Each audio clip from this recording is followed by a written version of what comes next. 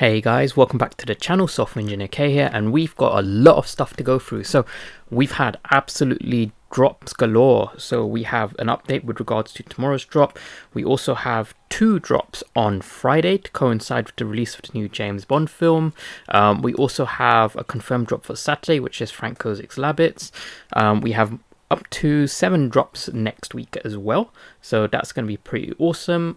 We have some updates with regards to an issue with regards to DC, specifically working with another platform. I just wanted to address everything because people are a little bit confused on what's happening, and they're obviously fearful. And there are also some pretty cool updates right now happening with the Immutable X transition. One of those has a slight side effect where the markets are down. Well, you can't purchase anything, but you can list things for sale, so that is causing an effect on the market. So I just wanted to touch a little bit on that, and also the price of OMI for today. So firstly, we have multiple drops happening, and the first one is we have an update on the Spider-Man drop for tomorrow. So the secret rare cover is the full kind of body artwork of Carnage. The mints are the same as what we saw last time, so 3,000, and yeah, pretty much the same numbers. So I'm predicting that these are going to go for higher than the previous ones that we saw.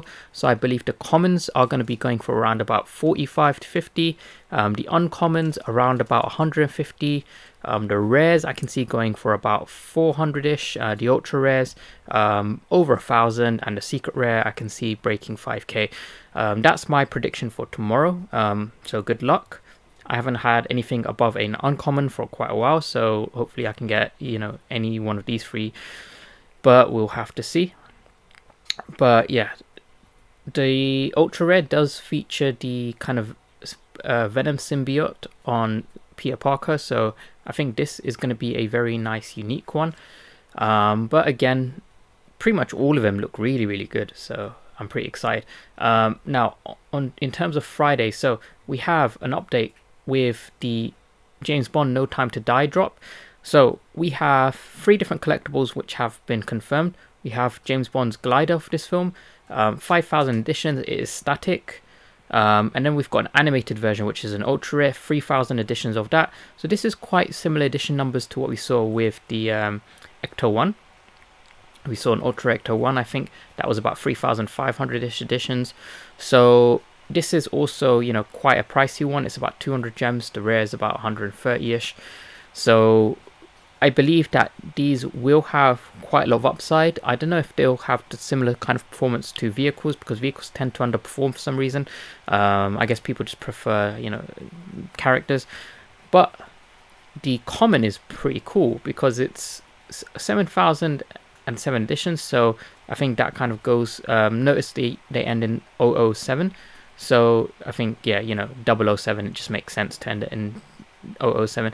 The mask is not too pricey. It's at 57 gems, but there are just slightly over 7,000 editions. So I think this is going to be a pretty good pickup, because I think this is going to see the floor price rise quite quickly. And they have one more drop that is not confirmed yet, a 4th collectible in this series. Now the interesting part is they say more details coming mid-October. So I believe this isn't going to be dropping as part of this drop, for this week. But mid-October is an interesting date, because what is happening in mid-October? That is the end of Season 2, aka the start of Season 3. So I think we could see a James Bond drop as part of one of the kind of closing drops for Season 2, or potentially an opening drop for Season 3. So I'm not sure which one it is. Maybe they're going to do a bunch of drops for closing Season 2, who knows. But that is pretty cool. The ultra rare is animated, so we'll just have to see what kind of animation it has, but I'm pretty excited. But just coinciding with the James Bond drops, we also have a second James Bond drop happening 4 hours later at 12 PM PST. And that is 2 posters.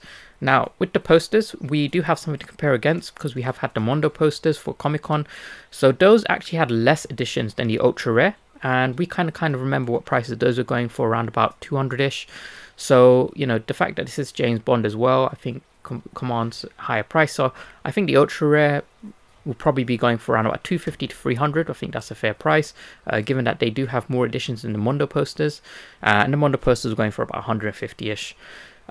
The rare is 4,000 editions, so this is quite a lot. But is 87 list price, so I think this is going to be going for around about 140, 150-ish.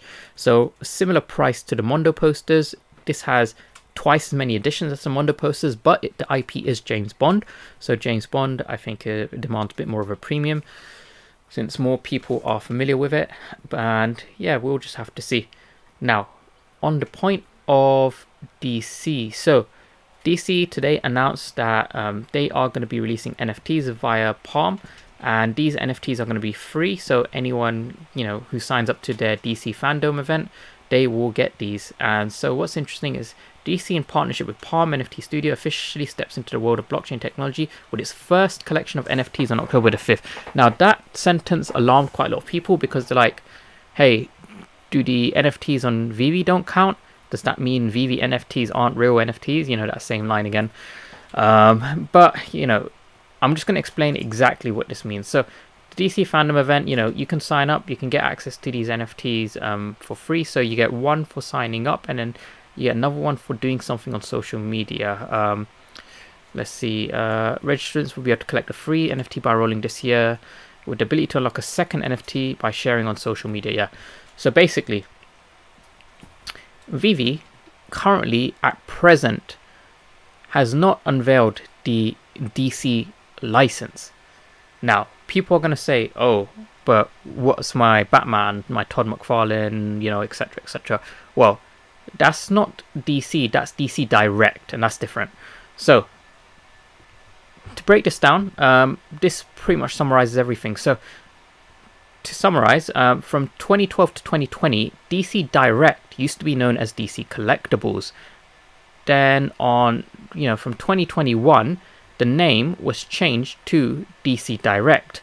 And in 2021, aka this year, ownership had changed. So now, McFarlane Toys announced it would take over management of all DC Direct inventory, and it will continue to make statues and busts of the collectibles and such as the action figures in DC Direct's previous merchandise lines. And the company anticipates they'll be releasing more new products in 2022 next year. So what we have is DC Direct, which is the part of DC which kind of does the action figures, the statues, and McFarlane Toys, for those who aren't aware, that is Todd McFarlane's brand.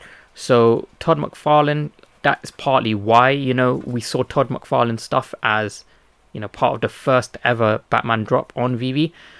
So the first ever DC Direct NFTs are on VeVe. That is correct. The first ever DC NFTs, we have yet to see those because that's a separate license which is more to do with the comics. So I said this before because people are asking, hey, Marvel is doing comics on VeVe, when is DC going to be doing comics on VeVe? So ECOMI or VeVe, they need to release the DC license, which is to do with the comics, DC Comics. DC Direct is to do with the collectibles, statues, etc. So we're going to continue getting statues and these figures of, you know, the DC characters, but the DC Comics, that is going to be part of DC, which they're going to have to release separately because licensing is quite complicated. So technically, DC's first NFTs are not on VeVe. It's going to be via Palm. DC Direct's first NFTs, yes, they were from VeVe, but this all falls under the umbrella of DC. So yeah, that's what it means. Hopefully that makes sense. So yeah, I don't doubt that VeVe can get the DC license because, you know, they've seen the success of VeVe already. It's a no-brainer. And yeah, just because we are seeing comics on other platforms, it also doesn't mean, you know, that it's not going to continue performing well on VeVe. Here's an example, right? So platform known as Quid, many of you might be familiar with Quid. Look what we have here. Interesting, right? Look at that holographic Avengers comic, $150 sold. Fantastic Four, X-Force, Venom, all of this stuff. Many people actually probably didn't even know Quid was doing this.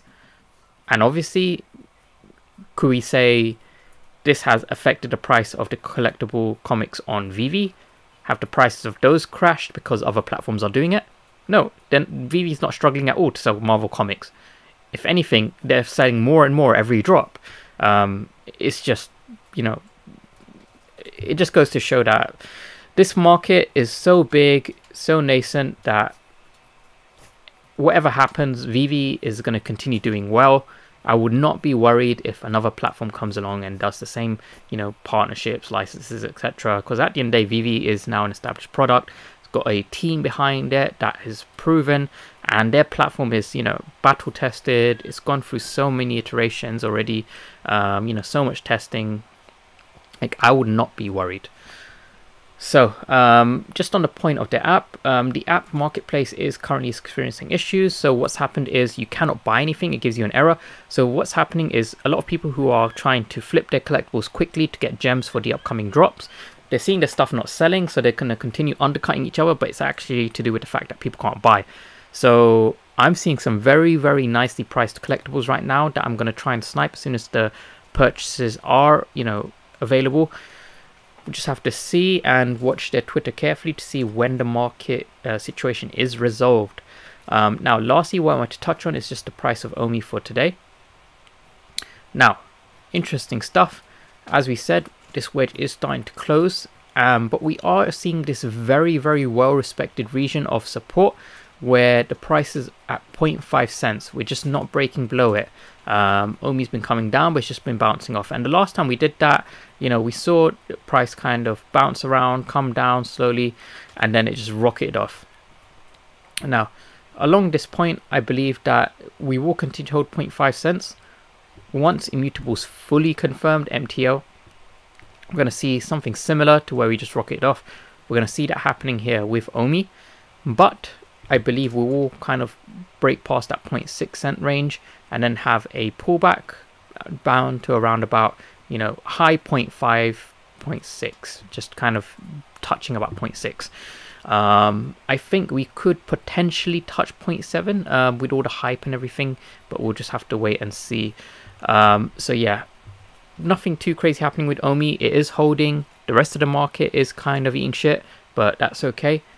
We'll just have to see what happens. But yeah, do check out the link below for the OMI Homie t-shirts. Use my code K10 for a discount. That's pretty much everything I want to go through with you guys today. Please do like, subscribe, support the content, and I'll see you guys in the next video. See ya.